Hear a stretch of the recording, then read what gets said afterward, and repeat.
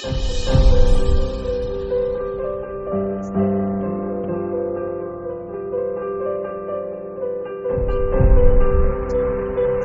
ખેડૂત મિત્રો, Mahakali coconut નર્સરીની YouTube ચેનલમાં આપ સર્વે ખેડૂત મિત્રોનું ફરીથી એક વખત સ્વાગત કરું છું. ઘણા ટાઈમ પછી આપણે વિડીયો બનાવી રહ્યા છીએ. હવે એ સમયગાળો દરમિયાન એવો હતો કે એ સમયગાળા દરમિયાન ના તો કોઈ રોગચાળો કે એવો કોઈ વધારે પ્રમાણમાં ફેલાણું નહોતું, અને એ સમયગાળા દરમિયાન બીજો કોઈ પણ બહારથી કોઈ પેસ્ટ કે ડિસીઝ કે કોઈ એટેક કોઈ આવેલો નહોતો, અને સામાન્ય રીતે જે નોર્મલ ખેડૂતના પ્રશ્ન હોય એનું સોલ્યુશન ફોન મારફતે થતું હતું, એટલે આપણે નવો વિડીયો નહોતો બનાવ્યો. હવે અત્યારે નવો વિડીયો એ માટે બનાવી રહ્યા છીએ આપણે કે આ જે સમયગાળો છે એ સમયગાળા દરમિયાન આપણે જે નાળિયેરીમાં ઘણા બધા પ્રશ્નો ચાલુ થશે. એમાં વાત કરીએ તો કે પહેલાં તો આપણે નાના નાળિયેરનું ખરણ થવાનું ચાલુ થશે, બરાબર. પછી નાળિયેરીના પત્તા જે હોય, તાલા જે હોય એ નીચે ઢળવાનું ચાલુ થશે. પછી પોટી રોગનો પ્રશ્ન સૌથી વધારે રહેશે. પછી મહી RSW રિયોગોસ્પાઇરલિંગ વ્હાઇટ ફ્લાય એનો એટેક સૌથી વધારે રહેશે. પછી રાઇનોસોરસ બીટલ એટલે કે મુંડા, આ બધી પેસ્ટનો એટેક સૌથી વધારે આ સમયગાળા દરમિયાન રહેવાનો છે. તો એના માટે શું શું કાળજી કરવી જોઈએ એના માટે આપણે આજે વિડીયો બનાવી રહ્યા છીએ.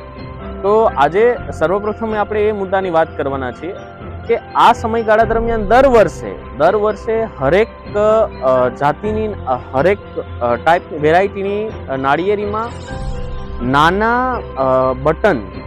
બટનનું ખરણ વધારે જોવા મળે છે. એ પછી કોઈ પણ વેરાયટી હોય, હાઇબ્રિડ વેરાયટી હોય કે પછી ગ્રીન ડ્વાર્ફ એટલે કે લોટણ હોય, WCT વેસ્કોસ્ટ્રોલ હોય, બોના હોય, બધામાં અમુક અંશે નાના નાળિયેરનું ખરણ થતું હોય છે. તો એના માટે આપણે શું કાળજી લેવી જોઈએ, શું આપણે એને અટકાવી શકીએ કે ન અટકાવી શકીએ, એના માટે શું કાર્ય કરી શકીએ, એ બધા વિશે આજે ચર્ચા કરવાના છીએ. તો સર્વપ્રથમ આજે આપણે એ મુદ્દા વિશે વાત કરીશું કે નાળિયેરીમાં આ સમયગાળા દરમિયાન એટલે કે જે જૂન મહિનાનો સમયગાળો દરમિયાન ફ્લાવરિંગ ડ્રોપ થવાનું સૌથી વધારે કારણ શું હોઈ શકે? તો પહેલું એના માટેનું મુખ્યત્વે કારણ છે કે ક્લાઇમેટ ચેન્જ, બરાબર. જે વાતાવરણનો આ જે એક મહિના દરમિયાનનો જે વાતાવરણમાં થતો ફેરફાર છે એ સૌથી મોટું આના માટે જવાબદાર કારણ છે. એ કઈ રીતે કારણ હોઈ શકે, બરાબર. તો એમાં આપણે વાત કરીએ તો આપણે મેના 25 તારીખ પછીથી તમે જોયું હશે કે એકદમ બપોરે ટેમ્પરેચર હાઈ જતું હોય છે, બરાબર. અને એ પછીથી 10 જૂનથી વરસાદ પડવાનું ચાલુ થાય. તો આપ સૌને ખબર છે કે જે પહેલો વરસાદ હોય છે એ એસિડ રેન હોય છે, બરાબર. એમાં એસિડનું પ્રમાણ વધારે જોવા મળે છે. તો એનાથી શું થશે? તો જે કુદરતી પોલિનેશનની પ્રક્રિયા છે, જે પરાગનયનની જે ટ્રાન્સફર થવાની જે પ્રક્રિયા છે એમાં પ્રોબ્લેમ આવશે. એ સરખી રીતે એનું પરાગનયન નહીં થાય, એ પોલિનેશન એનું સરખી રીતે નહીં થાય.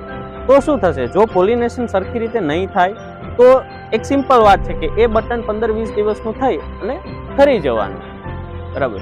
હવે આપણે ક્લાઇમેટ ચેન્જમાં તો કંઈ કરી શકવાના નથી, કારણ કે એકલા હાથે આપણાથી કંઈ નથી થવાનું. વાતાવરણને આપણે બદલી શકતા નથી. તો એ સમયગાળા દરમિયાન આપણે શું કરી શકીએ કે જેનાથી આપણને ઓછો લોસ આવે? તો અત્યારે એક આ પાછળ હાઇબ્રિડ નાળિયેરી છે. હવે હાઇબ્રિડ નાળિયેરીમાં આપણે આ એક બંચમાં જોઈએ ને તો આંબા પણ ખર્યા છે. આમાં 8-10-20 જેવા આમાં નાળિયેર જે આ નાના છે એ ખર્યા છે, બરાબર. જો આ ઉપરથી જે સુકાવા લાગ્યું અને પછી એ ફ્લાવર ડ્રોપ થઈ ગયું. હવે આના માટે આપણે શું કરી શકીએ કે એક તો એવી જાતિ પસંદ કરીએ કે જેમાં ઓલરેડી આ જે બટન્સ છે વધારે હોય, બરાબર. હવે માની લ્યો કે 100 બટન હશે, એમાંથી 30 ખર્યા. આ એક જસ્ટ એક્ઝામ્પલ માટે કહું છું કે 100 બટન છે એમાંથી 30 ખર્યા, બરાબર. અને 70 મેચ્યોરિટી દરમિયાન ખરતા તો અંતે આપણને એમાંથી 15-20 નાળિયેર મળે, બરાબર. આ એક રેશિયો છે.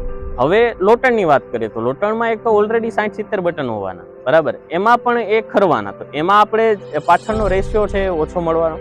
પછી બોના છે, તો બોના નાળિયેરી બોના કોઈ વેરાયટી નથી, પણ જે બોના આપણે અહીંયા કહીને જે વાવીએ છીએ એમાં શું થાય કે એમાં બટન 200 જેટલા હોય, પણ ઓલરેડી જે અમુક એમાંથી 50% બટન્સ એવા હોય કે જે રિસેપ્ટિવ સ્ટેજમાં ક્યારે આવતા જ નથી. તો એ આખા વર્ષ દરમિયાન પણ એમાં 50%માં પોલિનેશન થતું જ નથી, અને અત્યારે બીજા 50%માં આ બધા ફેક્ટર્સ ભાગ ભજવી જાય છે, એટલે આપણને એમાં સૌથી વધારે લોસ જોવા મળે. બરાબર, આ બધી પ્રક્રિયાઓ અલગ અલગ વેરાયટી વાઇઝ થતી હોય, એટલે સર્વપ્રથમ તો આપણને સારી વેરાયટી ચૂઝ કરવી જોઈએ. બરાબર, કારણ કે ક્લાઇમેટ ચેન્જ એના ઉપર આપણે કામ કરી શકવાના નથી. તો એક જે આપણા હાથમાં છે કે જે સારી વેરાયટી આપણને ચૂઝ કરવી જોઈએ. બીજું આપણે શું કરી શકીએ, તો કે ઘણી વખત એવું થતું હોય કે આ જે બટન કરવાનું એ ન માત્ર એકમાત્ર ક્લાઇમેટ ચેન્જ જ નથી જવાબદાર, પણ એના માટે આપણને જમીનમાં રહેલા ન્યુટ્રિશન્સની ઇમ્બેલેન્સ હોવું, હોર્મોનલ ઇમ્બેલેન્સ હોવું, નાળિયેરીમાં પણ કોઈ પણ ઝાડમાં પણ આખી બધું જે પ્રક્રિયાઓ છે એ ડિપેન્ડ્સ હોર્મોન્સના ઉપર જ છે, અંતઃસ્ત્રાવના ઉપર જ છે. બરાબર, એના ઉપર જ માણસમાં જેમ હોર્મોન્સ ઉપર ડિપેન્ડેડ છે એમ જ નાળિયેરીમાં અથવા તો કોઈ પણ વનસ્પતિમાં હોર્મોન્સ ઉપર જ છે. હોર્મોનલ ઇમ્બેલેન્સ હોય તો પણ આ પ્રોબ્લેમ આવી શકે, ન્યુટ્રિશનલ ડેફિશિયન્સી હોય તો પણ આવી શકે. પછી આપણે પાણીમાં ઇનરેગ્યુલરિટીઝ, બરાબર, આને જે પ્રકારનું પાણી મળવું જોઈએ એમાં આગળના સમયમાં આપણે ઘણી વખત ખેંચ આપી હોય અથવા તો પાણી વધારે આપી દીધું હોય તો પણ આ બધા પ્રોબ્લેમ્સ હોઈ શકે. પણ મેઇન જે કન્સર્ન હોય છે એ ક્લાઇમેટ ચેન્જનો હોય છે. એના માટે સર્વપ્રથમ એક તો આપણે આ કરી શકીએ. પછી હવે ફ્લાવર ડ્રોપ થાય છે તો એને અટકાવવા કઈ રીતે, બરાબર, એમાં આપણે શું કરી શકીએ, તો કે એક એનું હોર્મોનલ જે ઇમ્બેલેન્સ હોય એને બેલેન્સ કરી દઈએ. બરાબર, તો એના માટેની કોઈ આપણા તાલુકામાં કોઈ નિષ્ણાંત હોય, ખેતી નિષ્ણાંત હોય, એને તમે કહેશો તો એ ચેક કરી આપશે. હોર્મોનલ ઇમ્બેલેન્સ એ મોર્ફોલોજીકલ એટલે કે બાહ્યકર જે એના કેરેક્ટર્સ છે એના ઉપરથી જ ખબર પડી જતી હોય છે. એના માટે કોઈ રિપોર્ટ કરવાનો રહેતો નથી, એના ઉપરથી આપણને ખબર પડી શકે છે કે આમાં હોર્મોનલ ઇમ્બેલેન્સ છે, તો એની પણ સારવાર થઈ શકતી હોય. પછી ન્યુટ્રિશનલ ડેફિશિયન્સી, તો મુખ્યત્વે આમાં શું હોય કે પોટાશની ડેફિશિયન્સી હોય અથવા તો બોરોનની ડેફિશિયન્સી હોય, ઝિંકની ડેફિશિયન્સી હોય, તો આના કારણે પણ ફ્લાવરિંગ ડ્રોપ થતું હોય. તો ઇન્સ્ટન્ટ રિઝલ્ટ માટે શું કરી શકીએ, તો કે આપણે આના માટે એક રૂટ ફીડિંગ કરાવી શકીએ. બરાબર, આ થવાનું હોય એના 1 મહિનો દિવસ પહેલાં આપણે જે તે ટાઈમે RSW વ્હાઇટ ફ્લાય આવી હતી, સફેદ માખી, ત્યારે આપણે મોનોકોટો જે મૂળથી ચડાવતા એ મોનોકોટો નથી ચડાવવાની, પણ ઝિંક છે, બોરોન છે, હ્યુમિક છે, એનું ત્રણેયનું આઈડિયલ મિક્સચર કરી, એક નિષ્ણાંતની મદદ લઈ એનું મિક્સચર કરી અને રૂટ ફીડિંગ દ્વારા આપીએ તો એ ઇન્સ્ટન્ટ સારવાર એને મળશે. એ એના નેક્સ્ટ અથવા તો એના પછીના બંચથી એના ઉપર કંટ્રોલ આપને જોવા મળશે.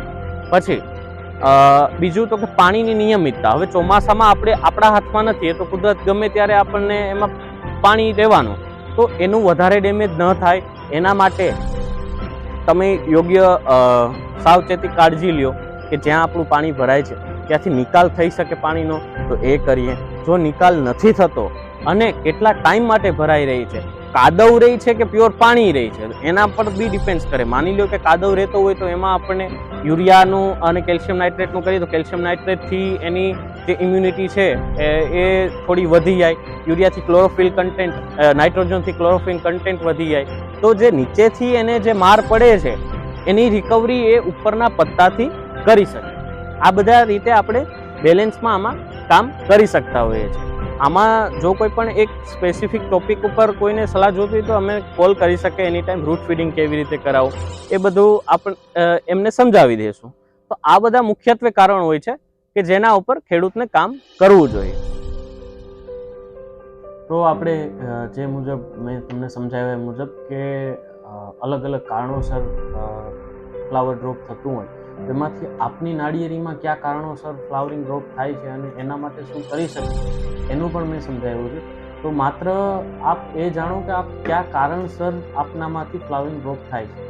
હવે એ કારણ આપને મળીએ એટલે આપ આપના તાલુકામાંથી કૃષિ નિષ્ણાંતની પણ મદદ લઈ શકો છો અને બાકી અમારો સંપર્ક પણ કરી શકો છો, જેથી કરીને અમે તમને સમજાવી શકીએ કે તમારું જે મેઇન ફ્લાવરિંગ ડ્રોપનું જે રીઝન છે એ આ છે, તો એના માટે આપણે શું સારવાર કરી શકીએ એ અમે સમજાવી શકીએ. અને બાકી અત્યારે સમયગાળો એવો છે કે ખેડૂતને નાળિયેરી વાવવા માટેની પણ ઉતાવળ હોય છે. ઘણા બધા એવા ખેડૂતનો ફોન આવતા હોય છે કે મારે કાલે 200 રોપા જોઈએ છે, પરમ દિવસે 200, 300, 400 એવા ફોન આવતા હોય. તો મારી એટલી જ એક ભલામણ છે ખેડૂતોને કે આ જે નાળિયેરીનો પાક છે, બાગાયતી પાક છે, એ ન માત્ર 2-5 વર્ષનો નથી, એ આવતી પેઢી સુધી જાય એવો પાક છે. તો એવી ઉતાવળ ના કરો કે જેથી કરીને આપને આગામી સમયમાં પછતાવવું પડે. જ્યાંથી પણ રોપા લ્યો 2 વખત વેરીફાઈડ કરો, એના માતૃ છોડ જોવો, એના પિતૃ છોડ જોવો, એની કાર્ય પદ્ધતિ જોવો, કેવા પિતૃ છોડ છે, એના કેવી લાક્ષણિકતા છે, કેવા ગુણધર્મ છે, એના ઉપરથી આપ નિર્ણય લ્યો, બધું ચકાસો. એમ ગમે ત્યાંથી લઈ અને રોપા ના વાવી દો. બાકી મેં કીધું એમ કે આ આગામી 35 થી 50 વર્ષનો પ્રશ્ન છે, ન માત્ર 2-5 વર્ષનો પ્રશ્ન નથી. તો જ્યાંથી પણ રોપા લ્યો 2 વખત જાણો, પૂછો, સલાહ લ્યો. જેમના આપના કોઈના કોઈ સગામાં કોઈના બગીચા ચાલુ જ હશે તો આપની એની પાસેથી સલાહ લ્યો કે આ બગીચો તમારો છે તો કોને ત્યાંથી લીધો તો સારો છે કે નહીં, શું થાય છે, એ આપ સલાહ લ્યો અને પછી જ રોપા વાવો. એવી એક અમારી ભલામણ છે. બાકી અત્યારે મહીને જે કંઈ પણ આવશે એના વિશે મેં આગળ પણ જણાવેલું છે, અને બાકી એના માટે ગમે ત્યારે આપ અમારો સંપર્ક કરી શકો છો. બીજું કંઈ પણ નાળિયેરીમાં કોઈ નવા એવા પ્રશ્ન આવતા હોય આપના એરિયામાં, તો એમાં શું હોય કે ઘણા બધા એરિયા વાઇઝ પણ ઘણી બધી પેસ્ટ ડિસીઝ આવતા હોય છે. અમારે અહીંયા પોટી રોગનો અમારા એરિયામાં ઓછો છે, તો પાછા અહીંયાથી 10 કિલોમીટર જતાં સૂત્રાપાડા તાલુકામાં અત્યારે પોટી રોગ વધારે જોવા મળે છે. બરાબર, એટલે અમુક એરિયા વાઇઝ પણ અમુક ડિસીઝ વેરી થતા હોય છે. તો આપના એરિયામાં પણ કંઈ નાળિયેરીમાં નવો પ્રશ્ન હોય તો આપ અમારો સંપર્ક કરી શકો છો. અમે આપને થોડું વહેલા મોડું થાય પણ અમે આપને એમાં એક અમારા તરફથી બનતા પ્રયત્નો કરી આપશું. Thank you.